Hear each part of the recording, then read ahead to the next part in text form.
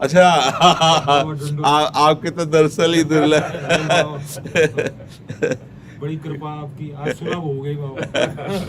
कैसे हो आप? बढ़िया बाबा, आशीर्वाद आपको। बाबा मैं भी आया हूँ।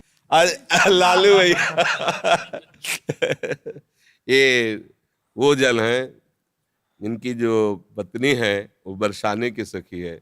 जब हमें कहीं रोटी नहीं मिलती तो आखिरी घर में इनके जाते थे मांगने और कहते कि राधे बाबा मिली, तुम चुप हो, नहीं मिली बाबा ना, हाँ माता जी नहीं, अरे बैठो बाबा बैठो, बैठ नहीं, मतलब एक जगह पाना, अरे बाबा हमारी श्री जी का तू है, काहे को सब प्रपंच सोचता है, एक जगह पर बैठ।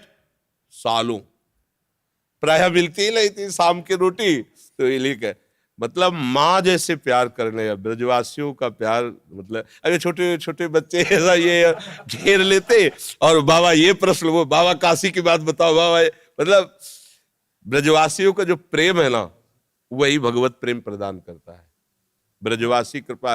अब ये बालक था, इससे कहा लालू भैया यार मेरे सौभाग्य में तो नहीं आ रहा कि मैं वृंदावन वास करूं, तू बोल दे तो मुझे विश्वास है वृंदावन। बोले जा बाबा हो जाएगा वृंदावन। लालू को दे दियो वो होली की वो मैंने ललता ने भेजी है बाबा। अच्छा अच्छा प्रसादी बाबा चुंदरी बरसाने गई ना बाद होली वाले दिन, तो बाद में लाडली जी की बाबा बहुत बहुत उनकी ओढ़ी भैया महाराज जी, ओढ़ी भैया श्री जी की चरण प्रसादी होगा। जी जय हो।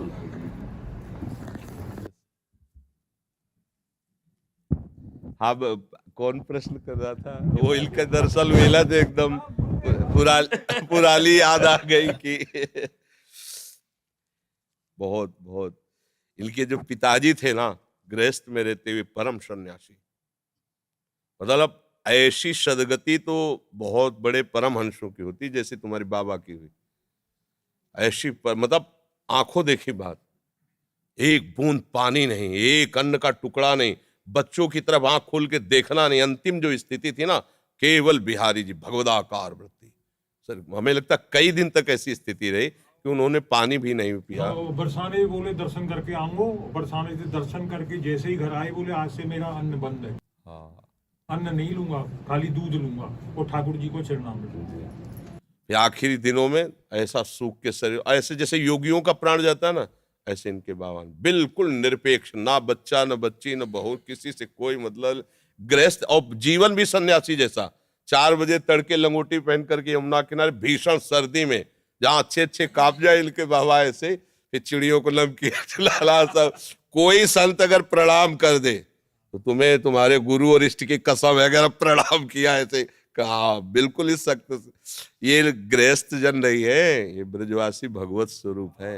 मन में भाषा में जी आती है उनकी बाबा, मैं अपने मनी मन में आपसे कभी कही नहीं, आज कह रहा हूँ बाबा चैन से रहो, चक्कर भजन करो, तुम्हें ठाकुर जी मिल जाए, जी बात कहते हो। हमें पता है आप सबके आशीर्वाद से ही, नहीं तो कब, तो देखो इनकी रोटी पा करके हम जिए हैं। आज भी बच्चा भगवत कृपा से हमारे भोजन में पहले ब्रजवासी करना आता है, 3-4 ब्रजवासी हैं जिनकी रोटियां आती हैं, तो हम जीते भी ब्रजवासी। देखो चाहे जो कुछ भी हो, एक बात काम की बात, ये सब तो बात तो बहुत है। अब कोई दिन जब चिंतन में एकांत में बैठो तो एक बार बाबा श्री जी से ठाकुर जी से कह दियो कि तुम्हारा अधम बालक है, बाबा ध्यान रखियो। क्या ध्यान में रखना है उनको? बस ध्यान में जी रखियो बाबा कि हमारा जन्म व्यर्थ नहीं चला। वो तो पास है, वो तो व्यर्थ होला ही नहीं, ये तो पक्का। आप समझो जब आप खेलने खालने तो बड़े बड़े सिद्धों की चरण धूल पड़ी तहाँ तुम्हारा जन्म हुआ है, इस बात को तो भूल जाओ, तुम इस बात को भूल जाओ कि कोई गति या दुर्गति, ये किसी साधन वाला क्षेत्र नहीं है। भजन तो हुआ ना, उसकी चिंता भी मत करो। काहू के बल भजल को काहू के आचार, और ब्यास भरोसे कुंवर के सोवत पाव पसार।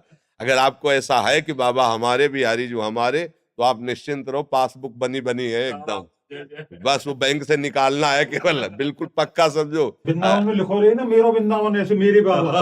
बाबा जो कहते ना ये इनके प्रकार चाहे कछु भी हो कैसे भी हो, कोई ना कोई संत भगवान स्वरूप में ऐसे ही 9 बजे तक दोनों लगे रहते।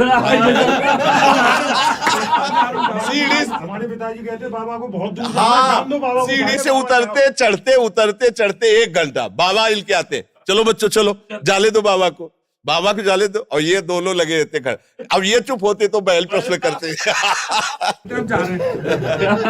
राधे श्याम बाबा।